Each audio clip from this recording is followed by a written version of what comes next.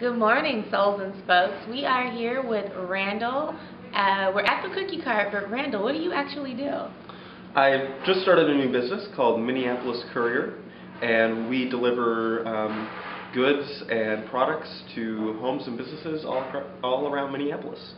By bicycle.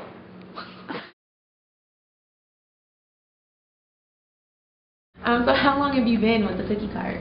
I've been working for the cookie cart now. They've been one of my clients for about 9 months. 9 months. And how do you enjoy delivering cookies every day? Cookies are pretty good. They transport well on the bike, and people are excited to get them when they order. And so do you typically transport your cookies on a trailer? How do you do that? In your bag? See your bag. Yeah, I use a messenger bag. It's a backpack actually. And I also use a trailer, a special trailer, and I also have a cargo bike. So how long have you been cycling? I've been cycling since about 2004 when I was a student at the U of M. Picked up cycling there just because it was my first time living in the city, and I just realized how cycling was a good choice transportationally to get around. So I've been doing it ever since. And when did you realize that cycling could be much more than just a leisurely activity, but something you can turn into a profession? That happened, well, I guess last year. It happened. I was unemployed and saw an opportunity to start my own business. I had studied entrepreneurship and stuff at the U, so I figured a bike delivery service would be something that could be used in Minneapolis. Absolutely. And speaking of Minneapolis, what's the reaction been like to you as a cyclist in Minneapolis, especially this part of town where you don't see too many cyclists here in North Minneapolis? I'm in every part of town all day long, and after a while, I don't know, it just kind of, it's what I do every day, so it just kind of blurs together, I guess, just kind of cars drive by and nobody really honks or anything like that anymore. I've been traveling a little bit to other cities and stuff like Atlanta and Chicago, and riding there is definitely different than in Minneapolis.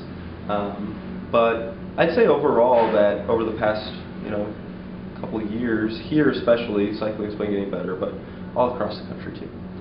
But you definitely think Minneapolis is your favorite place to cycle, of course, right?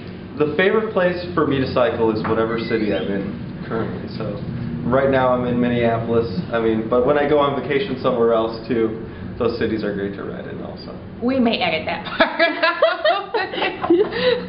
How do you get around North Minneapolis here?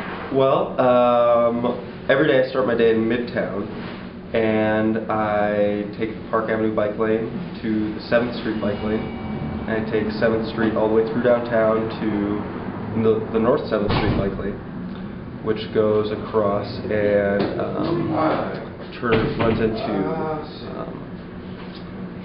Emerson, right here, which doesn't have a bike lane yet, but possibly could in the near future. It's coming. And so I ride the bike lanes. That's how I get here every day.